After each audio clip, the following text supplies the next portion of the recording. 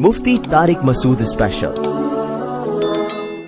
Crypto currency का सवाल आया किसी खातून की तरफ से, हलाल है या हराम है। देखो, क्रिप्टो करेंसी के बारे में जो इस सॉफ्टवेयर के जो माहिरीन हैं उनकी राय में इतना इख्तिलाफ है। पहले मैंने फतवा दिया जायज़ है, उनसे हमारा राब्ता हुआ, उन्होंने हमें पूरा समझाया ऐसे होता है वैसे, हमने कहा तो जायज़ है, मैंने फतवा दे दिया जायज़ है। दूसरे बड़े से आइलैंड के हैं, वो टॉप 10 में उनका शुमार होता है, वो आए, उनसे मेरी मीटिंग हुई, उन्होंने कहा भाई ये नाजायज़ है, इसमें ये जो उन्होंने बताया ना कि यार, मैंने कहा ये तो सही नहीं है। फिर तीसरे आए, वो उनसे भी बड़े फंटर, उन्होंने कहा ऐसा है जायज़ है। फिर हमने कहा भाई मुझे नहीं पता ये जायज़ है कि नाजायज़ है, क्योंकि इसके माहिरीन में जब इख्तलाफ हो रहा है। देखो, अब लोग कहते हैं मुफ्ती लोग फतवा क्यों नहीं दे रहे। आपके सामने कोई खाना आया, एक आदमी कह रहा है ये चोरी का है, ये गधे का गोश्त है, सॉरी, दूसरा कह रहे नहीं गाय का गोश्त है। तो मुफ्ती कहेगा भाई अगर गाय का गोश्त है तो हलाल है, गधे का है तो हलाल नहीं है। आपने कहा नहीं मुफ्ती साहब ये कन्फ्यूजन वाला जवाब नहीं, आप तहकीक करो। मैंने तहकीक की, कसाईयों को बुलाऊंगा ना मैं, एक कसाई कह रहा है गधा है, मैंने खुद काटा है। दूसरा कह रहा है नहीं भाई गधा नहीं है, गाय है, उसके पाए भी पड़े हुए हैं, पाए दिखा दिए मुझे, मैं फतवा दूंगा हलाल है भाई, मैंने पाए देख कर आया हूं मैं। दूसरे ने गधे के पाए दिखा दिए मुझे, गधे के पाए हैं, मैं फतवा दूंगा भाई हराम है। तो मैं अपना फतवा रोज चेंज करूंगा, तो इससे बेहतर नहीं है मैं खामोशी इख्तियार कर लूं कि यार ये कसाई ही नहीं एक्सप्लेन कर पा रहे हैं कि ये गधा है या गाय है, तो जिसने खाना है अपनी जिम्मेदारी पे खाए जिसने नहीं खाना वो क्या करे, एहतियात करे। तो इसलिए क्रिप्टो करेंसी के बारे में ना हम हलाल कह रहे हैं ना हराम कह रहे हैं, जब तक इसके बारे में इनके माहिरीन की कोई राय कायम नहीं हो जाती हम खामोशी इख्तियार किए हुए। नाजायज़ भी नहीं कहते कि ऐसा ना हो आप करोड़ों का नुकसान कर बैठो, कल बोलो लो भाई अब तो मुफ्ती साहब खुद कारोबार कर रहे हैं तो ये ना, और इनके अब हलाल हो गया। तो इसलिए हम खामोशी, भाई जो करना है आप खुद समझो उसको। शरीयत के उसूल और ज़ाब्ते में आपको बयान कर देता हूं। उसूल और ज़ाब्ता ये है कि जिस चीज़ का आप रिस्क ले सकते हो, रिस्क हो, उसका प्रॉफिट आप उठा सकते हो, समझ रहे हैं, और मुल्की कवानीन भी उसको लीगल करते हो। इस तरह की चंद चीज़ें हैं। और उस करेंसी से करेंसी बराए करेंसी मकसूद ना हो, करेंसी कभी खुद मकसूद नहीं होती, उससे एसेट्स मकसूद होते हैं। करेंसी बराए करेंसी नहीं होनी चाहिए। फिर करेंसी को जब करेंसी के बदले में बेचा जाता है तो बराबर सराबर बेचा जाता है, अगर उसी जिन्स की करेंसी है। हाँ, डॉलर को रुपये में बेच रहे हैं तो कमी बेशी हो सकती है, और शरीयत में ये है कि दोनों तरफ एट अ टाइम कब्जा होना चाहिए जब आप बेचते हैं। तो चंद उसूल हम बयान कर सकते हैं, बाकी ये मेरी अभी तक समझ में आया नहीं है, और माहिरीन की राय में बड़ा इख्तलाफ है इसमें। तो आप करें, अपनी जिम्मेदारी पे कर लें। जामिअतुर रशीद का ऑफिशियली फतवा नहीं है, उनके किसी पर्सनल मुफ्ती का फतवा है, लेकिन उस पर भी ओवैस पराचा साहब का है, लेकिन उन पर भी बहुत सारे जामिअतुर रशीदी के उलमा को इश्काल आते हैं। मुफ्ती तकी उस्मानी साहब ने इस बारे में अभी तक कोई राय दी नहीं है। मुफ्ती साहब, मेरा सवाल ये कि दाढ़ी पर कलर करना, खिजाब लगाना, ब्राउन लगा सकते हैं, ब्लैक नहीं लगा सकते। 40 साल के बाद लाइट ब्राउन, क्योंकि आजकल जो डार्क ब्राउन है वो भी ब्लैक जैसा ही होता है, तो लाइट ब्राउन लगा सकते हैं 40 साल के बाद, और 40 साल से पहले ब्लैक भी लगा सकते हैं।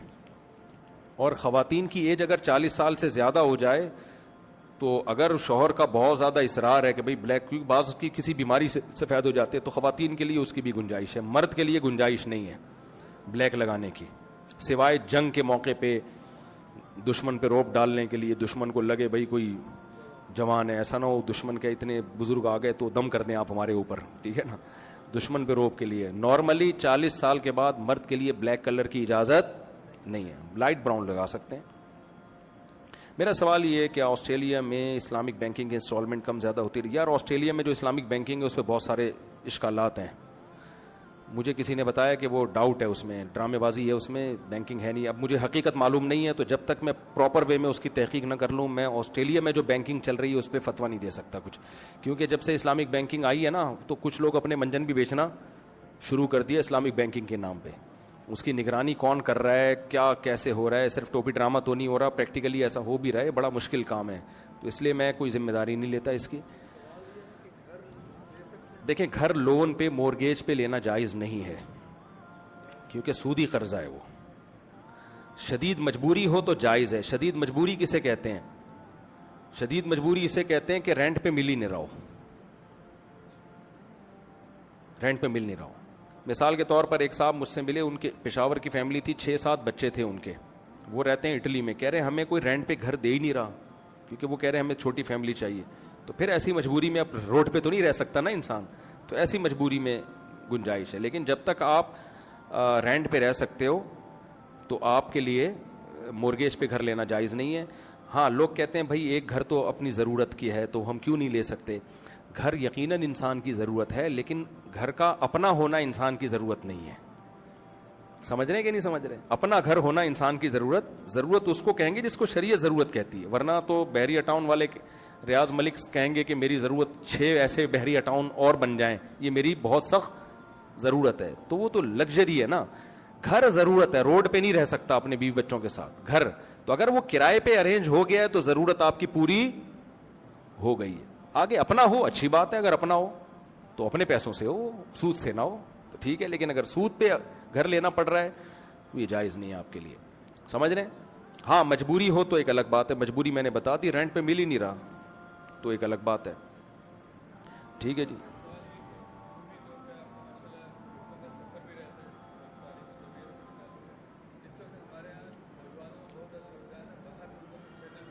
جی باہر ملکوں میں سیٹلمنٹ کو میں تو نہیں پسند کرتا. وجہ اس کی یہ کہ بہت ٹینشن والے حالات ہوتے ہیں باہر ملک میں جا کے, اور پاکستان کے حالات ابھی اچھے ہونے بھی لگے ہیں.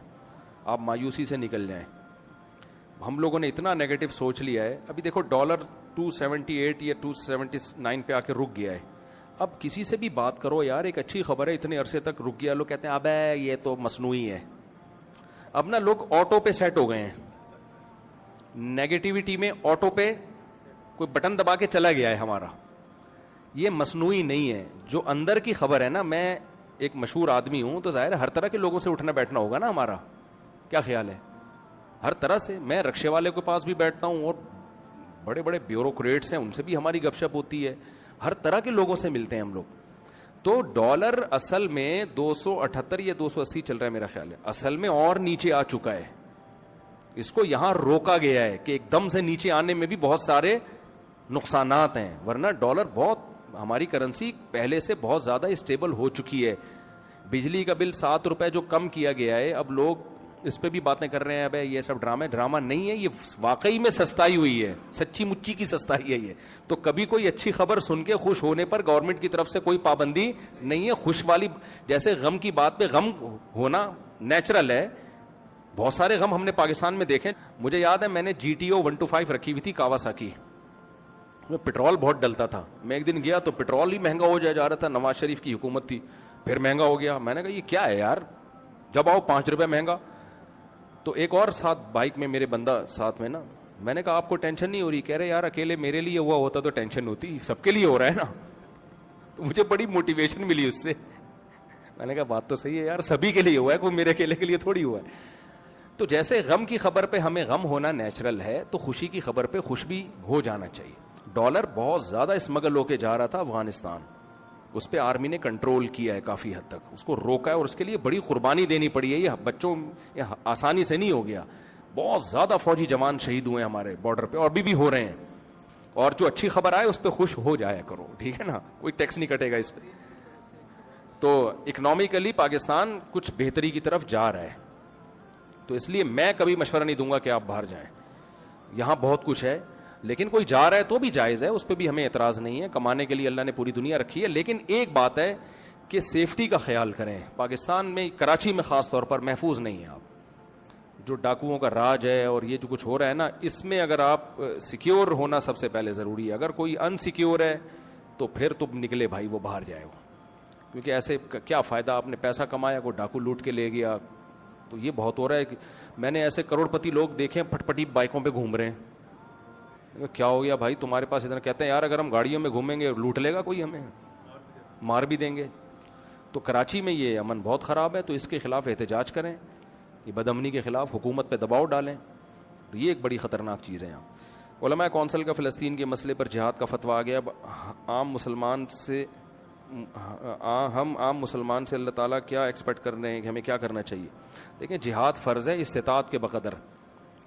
اگر بارڈر کھل جائے نا فلسطین تک پہنچنے کا, تو میں سمجھتا ہوں کسی مفتی کو فتویٰ دینے کی بھی ضرورت نہیں ہے. لوگ اتنے جذباتی ہیں, پہنچ جائیں گے سارے. غلیلیں لے کے پہنچ جائیں گے, جس کو چاقو لے کے پہنچ جائیں گے, اتنی بڑی تعداد ہے. مسئلہ سارا یہ ہے کہ بارڈر اتنی مضبوطی سے بند کیا ہوا ہے کہ کوئی پر نہیں مار سکتا, تو کرے کیا آدمی. تو اب ہمارے پاس یہ ہے کہ یا تو ہم ان کی مدد کے لیے لیگل وے میں ٹرسٹ کے ذریعے پیسے بھیجیں, وہ ہم بھیجتے رہتے ہیں جو ہمارے بس میں, یا یہ کہ ہم دعا کریں ان کے لیے. جی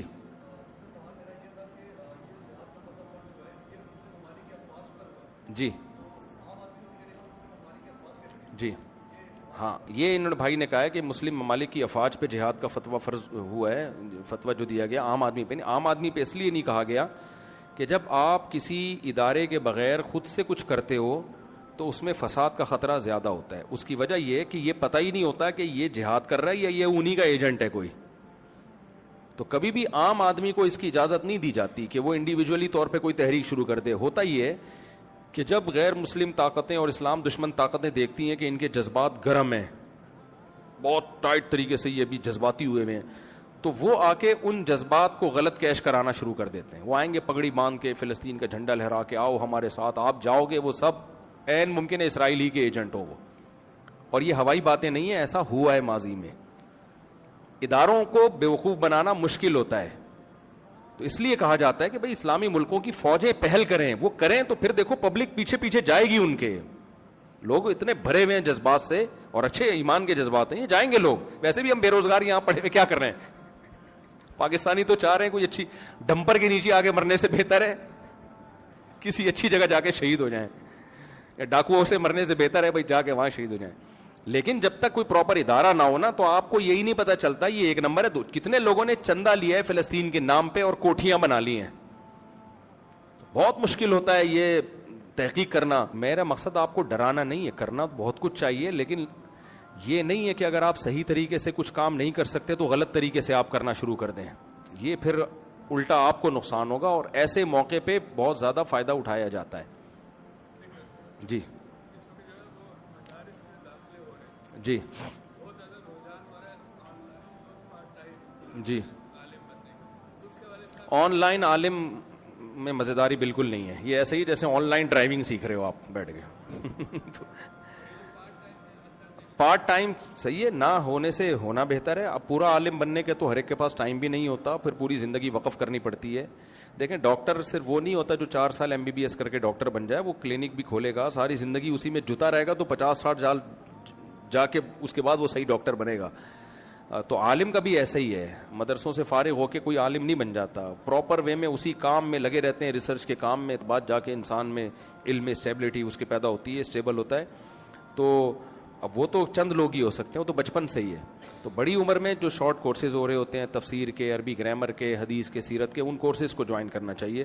مفتی صاحب اسلام میں داڑھی میں کیا حدود ہیں؟ داڑھی رکھنا لازم ہے اسلام میں, یہ حدود ہیں.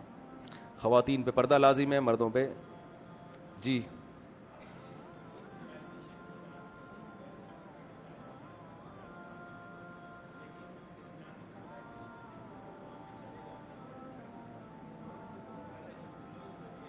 جی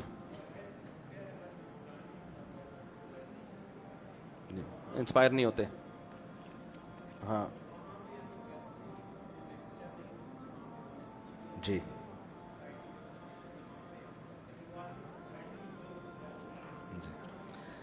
دیکھیں اس کی وجہ یہی ہے نا کہ یہ اسلام کا قصور نہیں ہے نا. اسلام ہے کہاں؟ اسلامی ملکوں میں اسلام ہوتا تو ہم کہتے نا, تو ہے نہیں نا. انہوں نے جو اسلام کی جو اس طرح کی تعلیمات تھیں وہ لے لی انہوں نے, ایمانداری, دیانتداری.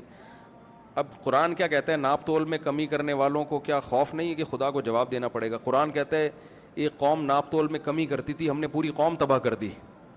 لیکن ماشاءاللہ یہ آیتیں ہم تراویح میں پڑھ کے رو رہے ہوتے ہیں, اس کے بعد جا کے پھر وہی خود ٹھگ رہے ہوتے ہیں کسٹمر کو. تو باتیں کرنے پر گورنمنٹ کی طرف سے کوئی پابندی نہیں ہے. میں بھی بہت اچھی اچھی باتیں کر رہا ہوں, آپ بھی کر رہے ہیں. پریکٹیکلی اصل میں یہ تعلیمات بھی ہماری سوسائٹی میں ہے نہیں. مذہب کا ایک رخ دکھایا جاتا ہے, دوسرا رخ دکھایا ہی نہیں جاتا نا. اللہ نے شعیب علیہ السلام کی قوم کو کرپشن کی وجہ سے ہلاک کیا ہے. پوری قوم تباہ ہوئی ہے کس جرم میں؟ کرپشن تھی اس میں. تو یہ اتنا بڑا جرم ہے کرپشن, ہم سب کر رہے ہیں. میں نے 5 بڑے بڑے اسمگلروں کے نام سنے, میں نام ان کے نہیں لوں گا, ایسا نہ پولیس والے مجھے بولیں کہاں ہیں وہ, تو میں پھر چوڑے میں آؤں گا. اور بہت بڑے بڑے ڈرگس کے اسمگلر ہیں, چرس اور ہیروئن کے, اور 5 کے نام بتاؤں کیا ہیں, فرضی نام لے رہا ہوں, اوریجنل نام نہیں ہے. ایک کا میں نے پوچھا یار اس کا نام کہتے ہیں حاجی سلیم, یہ کون ہے جی حاجی جمشید, یہ کون ہے جی حاجی ستار, یہ کون ہے جی حاجی وسیم, یہ کون ہے جی حاجی غفار. میں نے کہا حاجی لگانا ضروری ہے یار, کام کیا ہے؟ ہیروئن کے اسمگلر, چرس کے اسمگلر, کھرب پتی, سب کیا ہیں؟ حاجی. اور آپ ان کے کپڑے دیکھیں, سفید کاٹن کلف, مونچھیں اونچے صاف, ایسے لگ رہا ہے آدمی کہتا ہے ابھی حج کر کے ابھی آیا ہے. صحیح ہے نا؟ تو یہ چل رہا ہے مارکیٹ میں.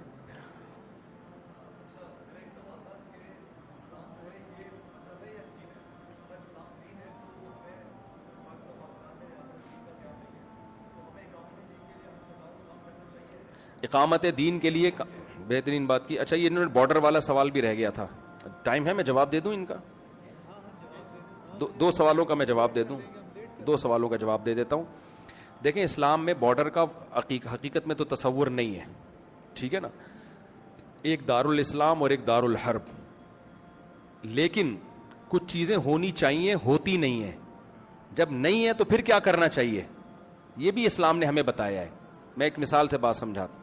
اسلام نے کہا جو حاکم ہے نا, جو آپ کا خلیفہ یا لیڈر یا حاکم, وہ نیک ہونا چاہیے, وہ پڑھا لکھا ہونا چاہیے, وہ عالم ہونا چاہیے. کیا خیال ہے؟ ہونا تو یہی چاہیے, لیکن جب نہیں ہے تو کیا کریں؟ ہے کون جناب, تو اب کیا کریں, اس کو بم سے اڑا دیں؟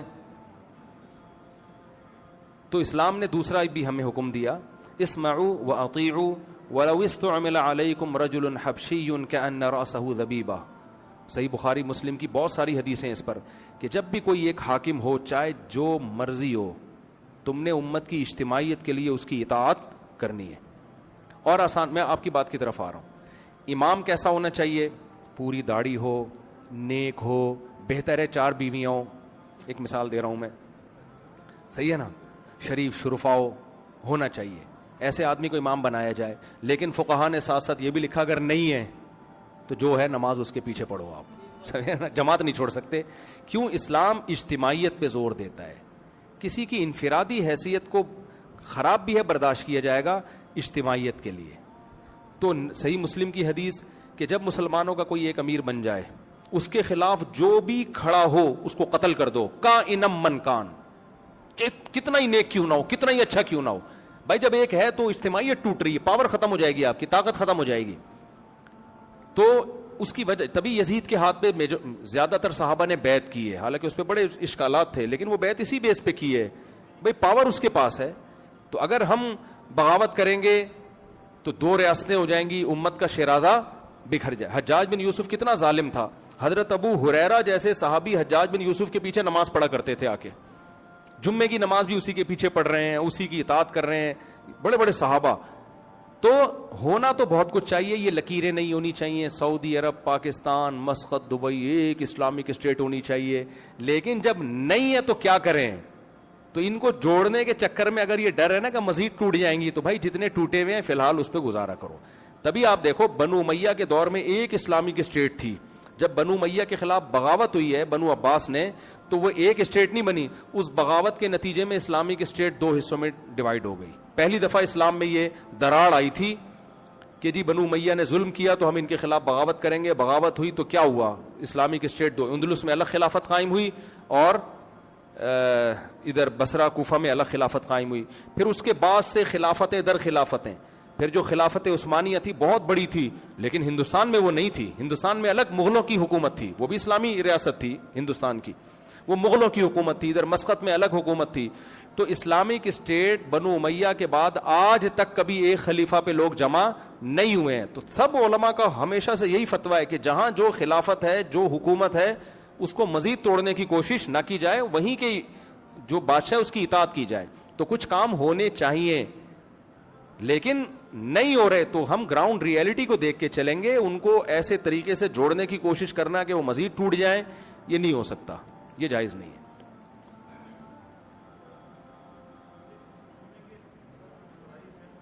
جمعے کے فرائض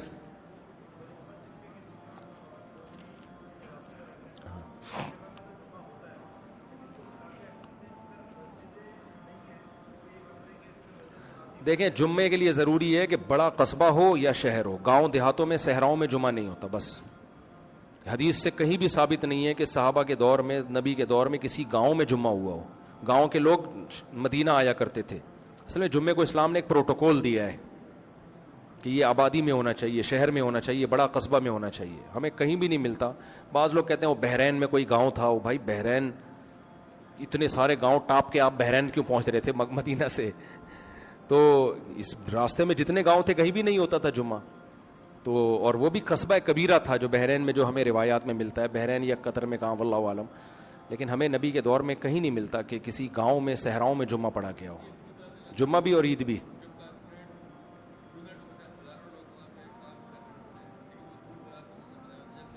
ہزاروں لوگوں سے نہیں ہوتا.